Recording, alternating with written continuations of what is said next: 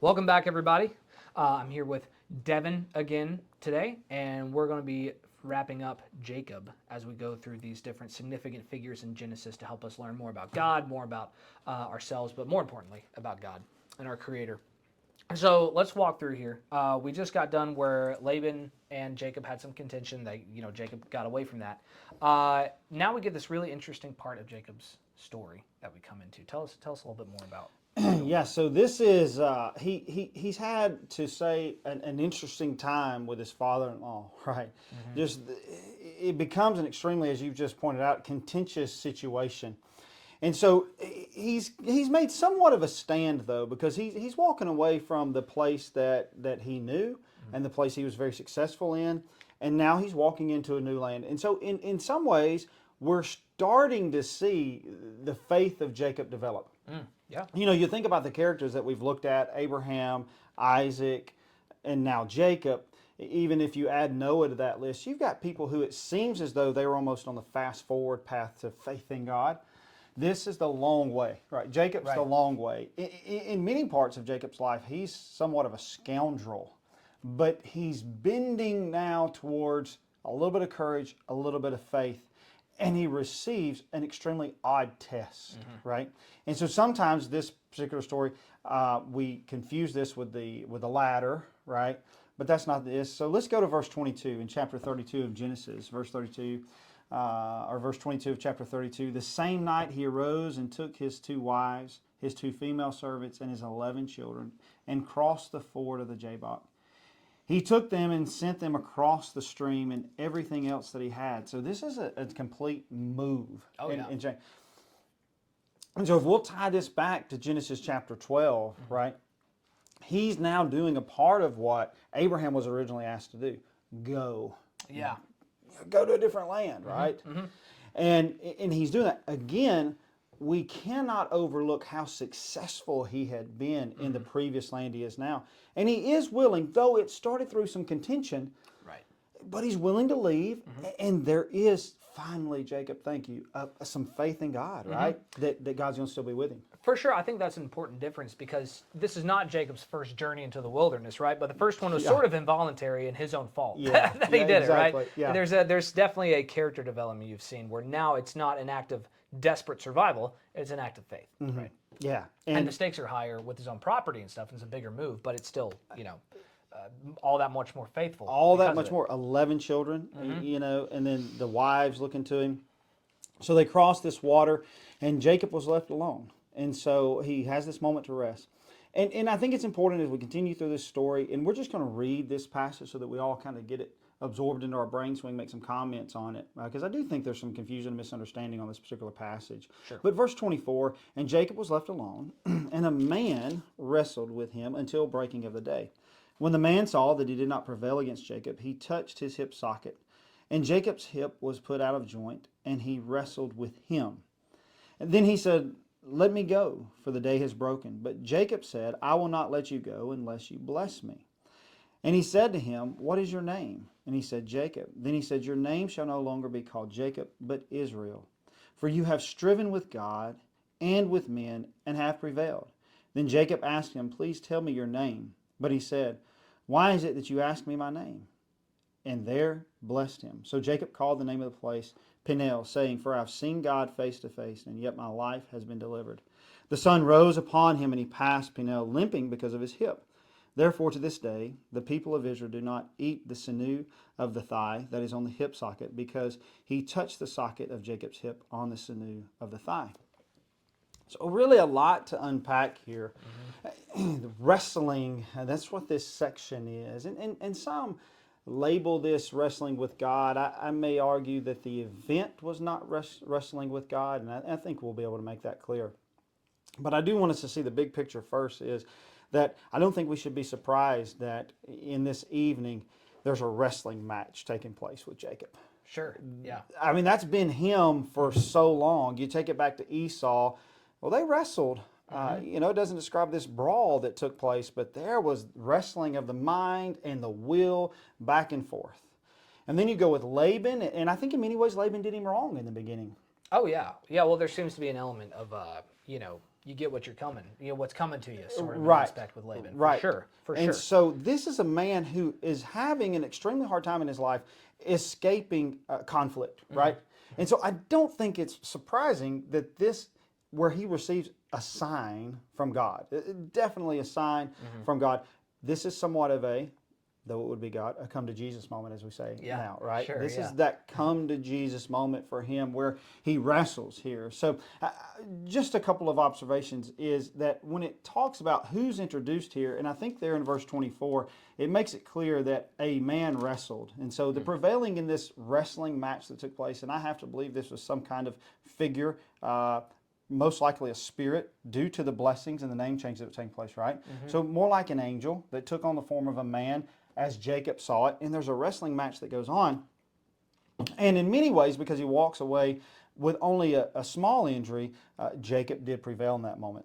But I don't think he was wrestling with God, because I think it would be hard to say that he defeated God. Sure, right. That's a difficult place to be. And then as he goes on there concerning that blessing, and when he asks for it, he says this, you shall no longer be, verse 28, then he said, your name shall no longer be called Jacob, but Israel, for you have striven with God and with men and have prevailed. Right. The prevailing being over men. And so I really think the more so is to show Jacob this moment. What was this moment for if he wasn't defeating God? Well, this moment was to show Jacob, your life's been nothing but conflict, right? It's been this wrestling match. And so if you go backwards a bit and you think about Laban, Laban intentionally tried to destroy Jacob, Yeah. but did not prevail. Now, as we look back on that, was that because of the power and the might that Jacob had, the talent that Jacob had? No. Some of the way in which those animals were born and the different things and the blessings that came, God's hand was with him. For sure, absolutely. Yeah, and I mean, you see, I think it's interesting too that this comes on the evening before he's about to meet Esau again for the first time ever since he had to run from him for his life. So you can almost see how this is definitely a full circle moment for Jacob, where it's one of his oldest wrestling matches that he's kind of up against here. And he's, in the part before this, he's made some efforts to send some gifts to Esau and sort of some olive branches, so to speak, right? So he's trying to make peace, but there's this element where there's a bit of chaos lingering around him, where he doesn't know exactly how Esau is going to respond to that. And now it's not just him that Esau might be after anymore. It's his entire family that he just sent over the brook. Right? And you think about the descendants later that we learn of Esau were not known as the peacekeepers, right? No. They were some of the most violent men. And so there had to be an element where Jacob thought there could be a loss of life right around the corner. For sure. And so this moment is therefore, as you pointed out, so much more needed and monumental as he faces one of the biggest conflicts of his life. Though the power that Laban probably had over his goods and his wealth might have been more monumental, but this one has been a wrestling of the mind for so long, a wrestling of the will, and now potentially loss of life. Right. Well, it's so deeply personal. I mean, the first murder that took place that we see in Genesis is between two brothers. Right. Good point. It's it's one of those things, especially Jacob has made in his past clear efforts to hurt the ones who are closest to him, specifically Esau, right? And that's, we can see sort of a deep thread that Genesis sows in what's essentially the family story of Jesus's ancestors, right? Is that there's a pattern of that continues today in families and things like that. And there's sort of this element here where both men in their personal wrestling matches have a choice as to whether they're going to man up or not, right? Whether they're going to face the challenge that's before them in a forthright way or let in the sin that's crouching at the door, because it's always there, and it seems to be always there, especially in very close-knit relationships within family, especially. And so, of course, that ties into spiritual family as well. Friend groups, things like that. Right. Yeah. And so he's reminded here in the name changes, you've striven with God.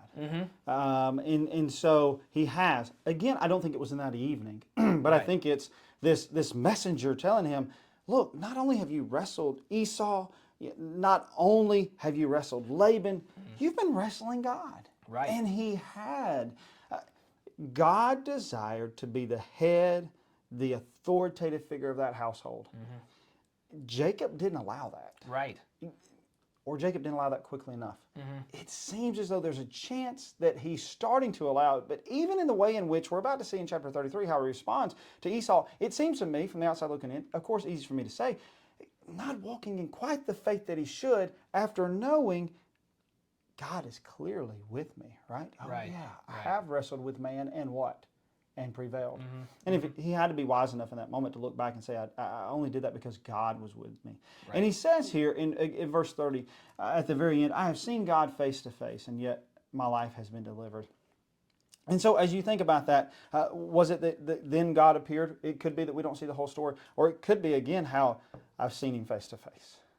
He sent somebody to touch me. Right. I've seen God. Right. Well, I'm sure the Jacob's ladder incident was on his mind then too. It's Yes. sort of almost like things are suddenly tying together for what he sees God has been sowing through his life the whole time. You know, it's crazy. Yeah, and if you and I and anybody out there listening as we're conversing, as you read Genesis and you just read his life, we as good Bible students, we see God the entire time.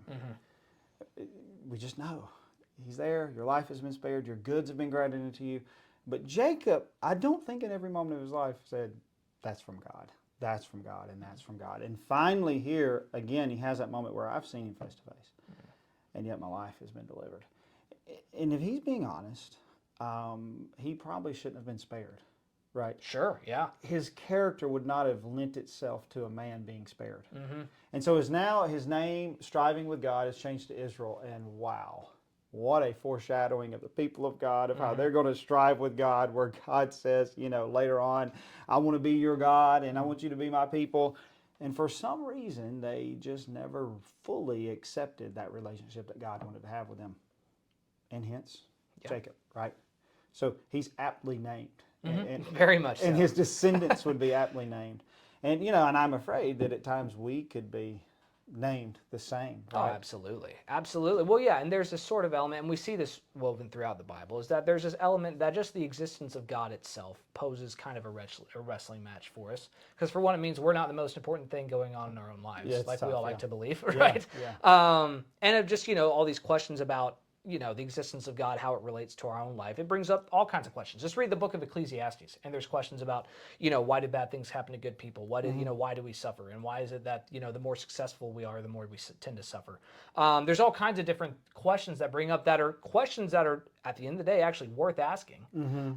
Even if there's no direct answer given from God. Job runs into that, right? Where we get some of the backstory for why Job's life took the course that it did.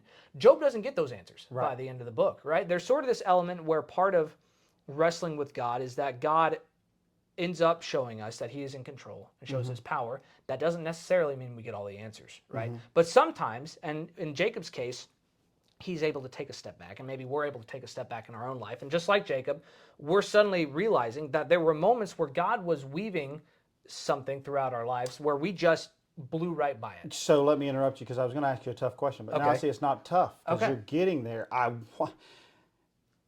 Don't we need to have, or shouldn't we be able to say the same as Jacob said? I have seen God face to face. Oh, for sure, yeah.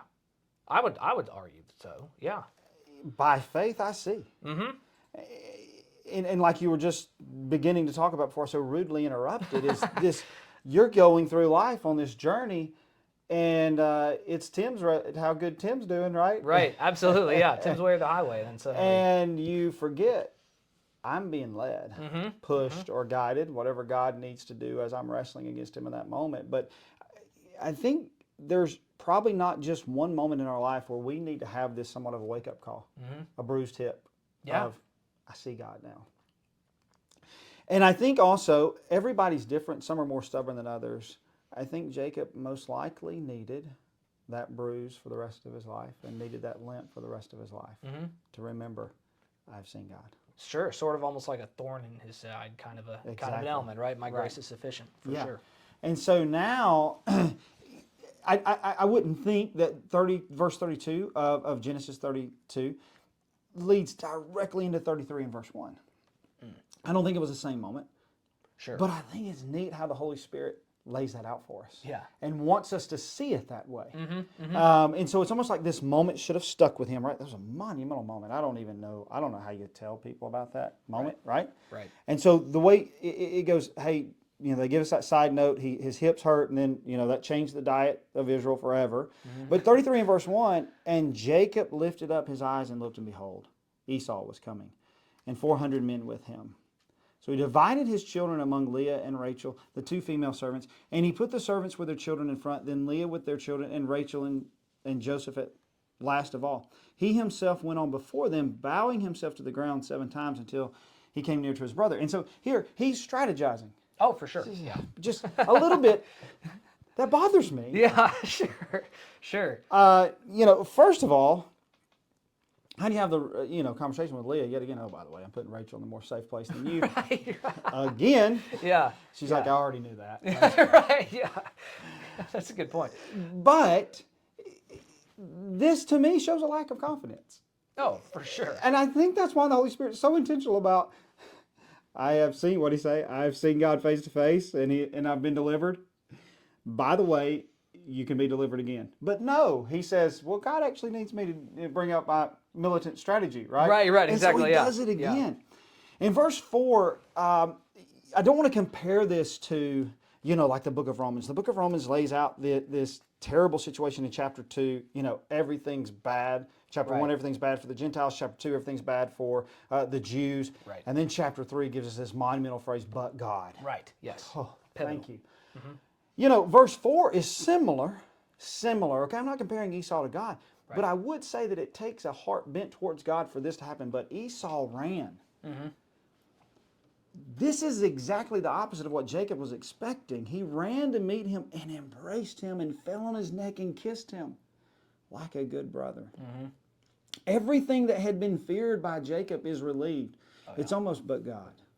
Yeah, pretty much. I mean, and you can tell that, and I kind of wish we knew more about Esau's story arc, because for one, he has 400 dudes at his command. Right. So he's become sort of this tribal has. leader of some sort, right? But clearly, in his development of power, so to speak, I'm sure some of that had to be motivated by his own sense of vengeance and self-justification at the beginning of it. But somewhere along the way, he has learned, despite having all the success, that he is not the answer for his own life at the end of the day, and is willing to give Jacob grace. Sorry. He is. No, but you're also, this is a forerunner. If you want to go study Romans 9 on your own, and if you read Romans 9 and say, Jacob he loved, but Esau he cursed, that was nationally. That was completely a comment towards the nations of the two people, right? Right. It's not, Esau's not a cursed man. If you look at this, Esau is actually a blessed man, and Esau in the end is a gracious man. And so if you were to read Romans 9 and without the context of what's going on in chapter 33, you might say, oh yeah, he cursed Esau. He didn't really curse Esau. He didn't do that. So now they come on and you see Jacob. It says, hey, catch me up on the backstory, Esau says, right? These are the children who God has graciously given your servant. Kind of a new tune out of Jacob, right? Yeah. Thank you. Yeah. And so, verse 8, Esau said, what do you mean by all this company that I met? Jacob answered, to find favor in your sight, my Lord. But Esau said, I have enough, my brother. Keep what you have for yourself. You see that in verse 9? Again, it's really hard to interpret chapter 9 of Romans and say Esau was cursed. What did Esau say? Because to believe that, you would have to inform Esau of that, because Esau says, I have enough. Yeah. And I wonder where that came from God. That was also God blessing him. Jacob, verse 10 said, Jacob, no, please, I have found favor. If I have found favor in your sight, then accept my present from my hand. For I have seen your face, which is like seeing the face of God. Right? Again, but Esau, because he's showing the grace of God, and you have accepted me, please accept my blessing that is brought to you, because God has dealt graciously with me, and because I have enough. And isn't that a beautiful thing? Oh, for sure. For sure. Two brothers, and they both have enough. Both blessed, took different pathways, but God was still able to bless and use both of them clearly. And here's the message of Romans 9. Jacob for a different purpose, okay? But Esau himself was not left behind. Right. Jacob blessed for a different purpose, right? But you see both of them receiving blessings, and they have this, and they journey on their way. They're promising to protect each other. And so you have this that could have been, in Jacob's mind, a terrible situation, right? Oh, yeah. But in the end, it becomes this two brothers finally mending everything. And it seems as though here two things are at play. Time does heal many wounds, For sure. and God Yes. heals many wounds. And so, had this happened many, many years before this, reunion, it might have ended differently. But by the grace of God and the water that had passed under the bridge, we see peace between the two of them. And I know how he was disrupted in his sleep. It seems as though the night before, right? I would be too. Yeah. And then he was anxious about this day. How well did he sleep this night? After he had peace with his brother. So it's a great place for him to finally arrive in his life. And you see that when you recognize the peace of God in your life, what instantly happens? You have peace with your brother. Yeah. And so what erased the strife was the peace that it seems as though each of them had with God. And a lot of times we don't think of that with Esau, but it seems to be clear. They both were at peace with God. Therefore, they were at peace with one another. So if we've got strife in our life, it's probably because we're not at peace with God. Yeah, man. I think that's a great place to Yeah. leave it off right there. Great. Well, thank y'all for hanging with us here. That's our thoughts on Jacob so far. Be sure to check these stories out for yourself. Read the Bible for yourself. There's only so much we can talk about in 20 minutes. So please, there's lots more to unpack in here. So y'all be sure to take the time to read this yourself. If you have any questions or comments or thoughts or concerns or anything like that, be sure to leave them in the comments and we'll try and get back with you. And thank y'all, and we'll catch you next time.